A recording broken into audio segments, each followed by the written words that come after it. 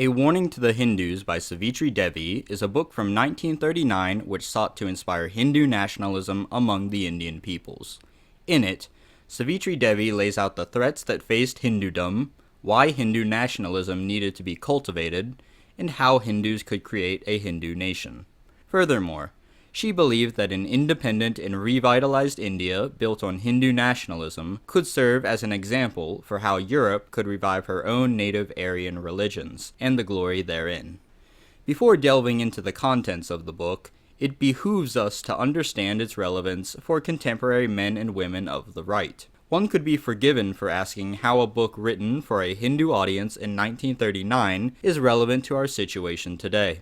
The answer to this is threefold. Firstly, there is the matter of its author. Savitri Devi was, among other things, a spy for the Axis powers and a strident supporter of National Socialism, to the point that she was arrested for advocating for it in post-war Germany. Secondly, despite being intended for Hindus and the British Raj, the book has countless lines that read as if she was addressing Europeans today. In the book, Savitri Devi covers topics such as being demographically outpaced by Muslims and having nationalist sentiment suppressed, which are eerily similar to some of the problems facing the West today. Finally, there is the matter of the book advocating for the revitalization of pagan religion in both the East and the West. Savitri Devi dedicates the book to the Roman Emperor Julian, the last pagan emperor of Rome, who tried in vain to restore Rome back to her native pagan religion. She believed that India could serve as a shining example for Europeans who have forgotten their ancestral religions, and eventually, Europe could see Julian's dream realized. Due to these reasons, A Warning to the Hindus should at a minimum interest the contemporary right, even though we ourselves are not Hindus.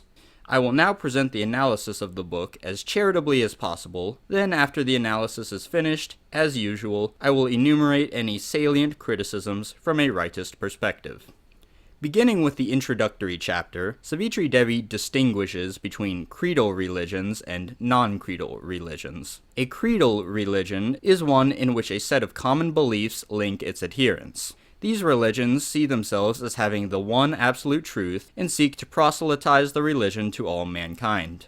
Because membership in a creedal religion is based on professing certain doctrines, these religions are not limited to one ethnicity or civilization. Examples of creedal religions are Christianity and Islam. Contrasted with creedal religions are what Savitri Devi calls non-creedal religions. Non-creedal religions do not postulate a universal truth which must be accepted by all peoples. In non-creedal religions, it is a commonness of culture and civilization which unites its adherents rather than a commonness of belief. Furthermore, civilization and culture are limited by geography, and as a consequence, non-creedal religions do not seek to evangelize foreign peoples. Savitri Devi lists Hinduism, Shintoism, and Greco-Roman paganism as examples of these kind of religions. With an understanding of this dichotomy now under our belts, we can proceed to Chapter 1. In Chapter 1, Devi explores whether or not nationalism and religion are at odds with each other. In her view, creedal religions would always be in conflict with sincere nationalism, but non-creedal religions could coexist in a state of synergy with heartfelt nationalism. To demonstrate why this is the case, consider someone who claims to be first and foremost an English nationalist. If this is true, then his first loyalty would lie with the nation of England, and second would be to his Christian faith. However, Christianity calls its followers to love God above all other things, including a person's nation. Thus, the Englishman is torn between two things competing for his deepest sense of loyalty. This is why Savitri Devi argued that genuine nationalism and creedal religions would always conflict with each other. A non-creedal religion, however, is confined to a particular culture and does not demand rigid adherence to the doctrine by every practitioner. Devi argues that as a non-creedal religion, Hinduism sees India as a particular civilization and territory that must be defended. Hinduism developed as a religion particular to and only to India. Unlike Christianity and Islam, Hinduism's holy sites and deities are Indian locations and Indian gods. It does not require its followers to love a jealous god above India herself. For these reasons, Devi argued that Hinduism is the only religion which could claim to be the national religion of India, and due to this particularity, only Hinduism could exist in synergy with genuine Indian nationalism.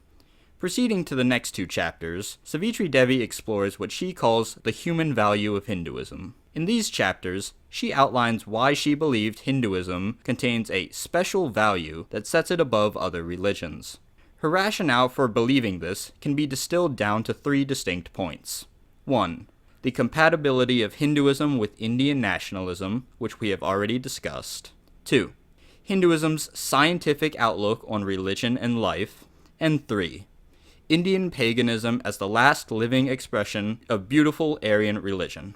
Point 1 has already been examined, and as such, we will not linger on its veracity. Point 2 and 3 are likely to be viewed as more contentious and warrant further explanation. Beginning with the second point, Savitri Devi writes on page 44, Hinduism is really superior to other religions, not for its spirituality, but for that still more precious thing which it gives to its followers, a scientific outlook on religion and life. Hindu spirituality is a consequence of that very outlook. Without context, this quote is seemingly quite dubious. How is it that a scientific outlook is more important than authentic spirituality? Is that not what the secularists believe? Here it is crucial to clarify that Savitri Devi does not use the term scientific in the way most modern people think of it. When she says scientific outlook, she is not intending to say that only things which are quantifiable, empirical, and measurable are valid avenues to knowledge, which is what the secular materialists believe. Nor is she advocating a stance that in our present age we would call scientism. Instead, what she really means by scientific outlook is to, quote, believe nothing on mere authority, but experiment, realize, go through sadhana, find out for yourself. Knowledge is not to be given to you by grace, it wants to be conquered. When understood properly, we see that Savitri Devi is not downplaying the importance of spiritual experience, but on the contrary is emphasizing it.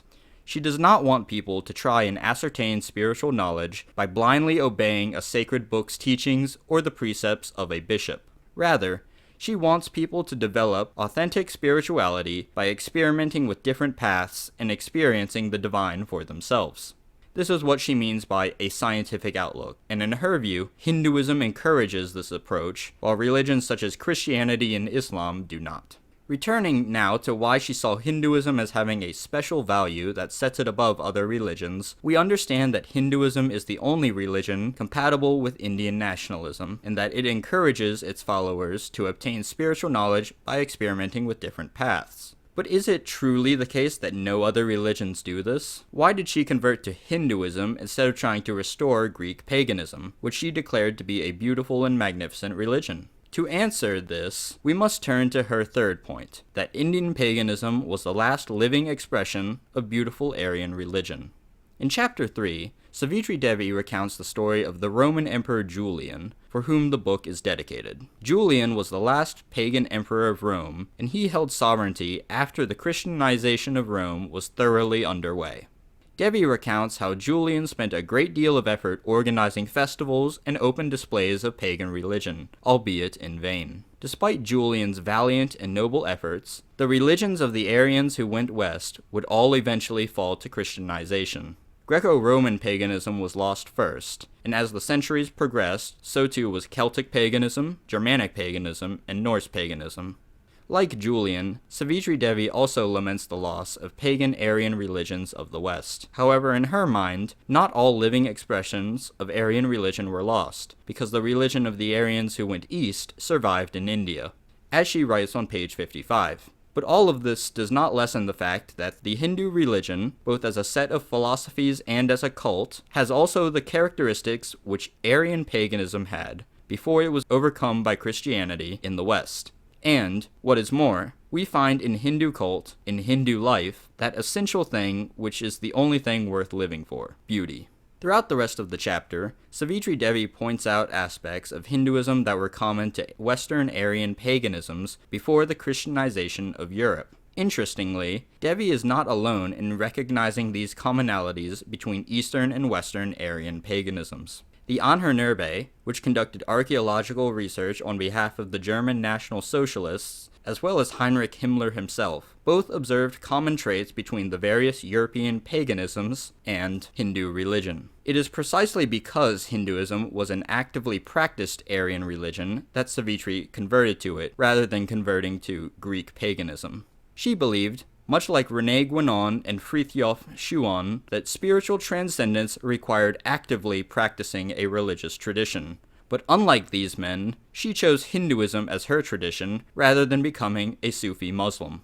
When explained this way, one can see that she converted to Hinduism for reasons other than being a weeaboo for India, as she is often derided by modern rightists. However, I do believe there is a valid right-wing critique which can be levied not only at Savitri Devi, but also towards Guénon and Schuon as well. We will examine this criticism in detail after the analysis of the book. Moving on to chapters 4 and 5, we now arrive at Devi's overtly political chapters. In these chapters, she outlines the threats facing India, which inspired her to title the book A Warning to the Hindus. Importantly, despite having been written in 1939 for Indians, many of her warnings apply to the situation of Europeans today, which is the crux of why the book should interest individuals on the right.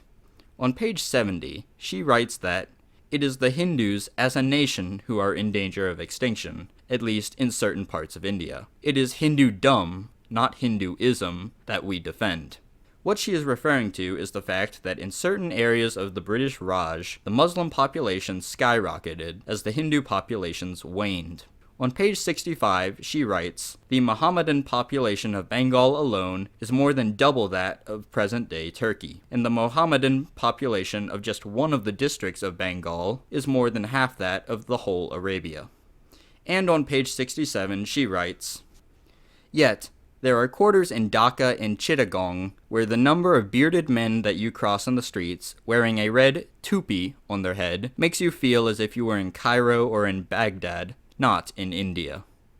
The parallels between what she is describing and the situation in many European cities today should be obvious. She spends the rest of chapter 4 asserting why, if genuine nationalist sentiment was not cultivated among Hindus, Indian paganism would be replaced by Islam, much like how Western Aryan paganisms were replaced by Christianity. In chapter 5, Savitri Devi diagnoses the reasons for the numerical drop in the Hindu population. According to her, these are 1. The denial of elementary social rights to the majority of Hindus. 2. The strictness of social rules within the Hindu fold, resulting in too easy outcasting of transgressors. And 3. The refusal of the Hindu fold to re-accept those who wish to come back to it, not to speak of those who may wish to join it, without themselves or their forefathers having belonged to it before. Moreover, in chapter 5, she advocates 3 social reforms to remedy these problems. These are 1. To unite into one firm, invincible bloc trained in the art of self-defense. 2. To keep all Hindus, without distinction of caste or creed, within that bloc. And 3. To bring within that bloc all those who can be of some use to Hindudom, especially the Indian Aborigines, the Indians once converted to Islam or Christianity, attracting them to Hinduism as their own national cult. These proposed social reforms, especially the abolition of untouchability, should show just how dire Savitri Devi believed the situation to be. Here, I would like to once again pivot back to the current situation facing Europeans and Americans of European descent. I believe it is the case that for us, we must unite in an invincible bloc, not dissimilar to what Savitri Devi advocated for the Hindus. For us, the situation we find ourselves in is quite dire indeed. The wisdom that we can draw here is that we should set aside petty distinctions that needlessly divide the race in our hour of desperation, just as National Socialism advocated in the 1930s. Specifically, we need not trouble ourselves with petty divisions such as class animosity, Protestants versus Catholics, Christians versus pagans, etc. What we must focus on at the current moment, however, is developing a stalwart racial consciousness and organizing ourselves around it. All intra-racial ideological or religious disputes are subordinate and can be dealt with after our people's survival is secured. Proceeding now to the final 2 chapters of the book, Savitri Devi explains how to go about changing the mentality of Hindus. Chapter 6 focuses on the development of nationalist sentiment, and Chapter 7 focuses on preparing a resistance should armed conflict break out. What is particularly striking about these chapters is just how many great quotes there are to be found. There are far too many to include in the scope of this video, so in the interest of highlighting the most useful ones to current men and women of the West, I will give 3 salient quotes. The first of these comes from Chapter 6 and revolves around the problem of cosmopolitanism. As Devi writes on page 115, "We have recalled, among the causes of the disintegration of pagandom in the West, the social position of the slaves and of the barbarians in the Greco-Roman world. There was another cause, not social, but intellectual, and this was the cosmopolitanism of the last generations of the pagan intelligentsia. While newborn anti-national Christianity was growing stronger and stronger, many were the learned and cultured pagans who felt themselves neither Greeks nor Romans, but men, citizens of the universe. That is to say, philosophers without any sort of patriotism." This observation from Devi is most prudent. Cosmopolitanism is a poison for a society because it destroys the homogeneity of the people. Diversity is not, in fact, a strength, and elites who welcome diversity doom their populations to a future of misery. The second quote worth studying is from Chapter 7 and deals with self-hate. As Devi wrote on page 133, "Long-suffering may be, in certain cases, a sign of strength of mind in an individual, but a race, a nation to which long-suffering is taught, can never be great." This quote is eerily relevant to white Western civilization today. All across the West, people of European racial origin are indoctrinated to hate themselves, and nowhere is this more pronounced than in poor Germany. This glorious nation was patient zero for the ugliest, most disgusting mass brainwashing program of all of human history, and since 1945, this injustice has been expanded to target Britain, France, the United States, and a panoply of other white civilizations. However, it is also the case that the night is darkest before the dawn, and videos of Germans singing Ausländer raus to EDM beats, an action which a few years ago seemed impossible, are becoming more common. If there is any constant throughout history, it is change, and when the spirit of Europe finally reawakens, it will be a sight to see.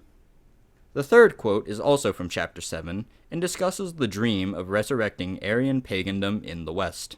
Though Savitri Devi did not devote herself to this specific task like modern pagans do, she did, nonetheless, believe it was possible.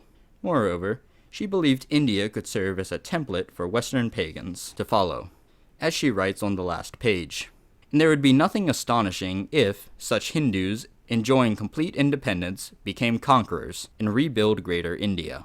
There would be nothing astonishing even if, through them, one day, through their direct or indirect influence, the dream of the resurrection of Aryan pagandom in the West, also, which now seems impossible, becomes a reality. This quote should serve not only as a white pill, but also as motivation. Savitri Devi wrote this in 1939, when no one outside of small circles in the Axis countries seriously sought to return to paganism. Today, folkish paganism is growing across the West, and the Christian churches spiral deeper into embracing liberalism. While I am confident that Devi would be repulsed by the overall state of the modern West, I am equally as confident that if she could see the efforts of pagans, such as the pagans in the AFA, Survive the Jive, and the Golden One, she would be all the more hopeful that the great Emperor Julian's dream could be realized. This concludes the analysis of the book, and we will now shift to covering criticisms of it from a rightist perspective. The first criticism worth mentioning has to do with Savitri Devi's Indian nationalism. Although Hinduism may have some insights which can be gleaned by Europeans, ultimately, India is not Europe. One could criticize Devi on the grounds that she should prioritize her adoptive home of Greece, or her nation of birth, France, above a non-European country. In a similar vein, one could criticize her conversion to Hinduism on the grounds that she should have become a Greek pagan and worked to revive it instead of becoming a Hindu, if she was truly determined on restoring Aryan paganism. This critique presupposes that the type of paganism one adopts should be tied to one's ancestry. Thus, according to this line of criticism, it is improper for a French woman with Greek and Italian ancestors to adopt the religion of Indians. Another critique which she herself addresses in Chapter 5 is the criticism that the caste system should be reformed. She herself notes that some Hindus, particularly Hindus in the Brahmin caste, do not want to eliminate caste distinctions, and they certainly do not want to abolish untouchability. Furthermore, they argue that the caste system and its strict observance is an integral part of the religion, and to do away with it would be anti-traditional. As such, proponents of tradition ought to preserve the caste system. Devi recognized this, but pointed out that every day more and more Hindus left the religion for Islam, and if a nationalist India was to exist, then it required loosening the strictness of the Hindu caste system. Otherwise, Hindus would find themselves increasingly becoming a minority in their own native India. While this criticism is much less relevant to men and women of the Western right, I would be remiss to not mention it in a review of the book. In conclusion, A Warning to the Hindus is a worthwhile read by an author who devoted her life to fixing the West after 1945. While this particular book was one of her earlier literary works, before she refined her worldview, it still bears reading for scholars interested in dissident political thought. Moreover, despite being intended for a foreign audience in a different time, many of the passages read as if they were addressed to Western men today. There is much that can be gleaned from it for contemporary nationalists, and as such, this book deserves a spot on a righteous reading list.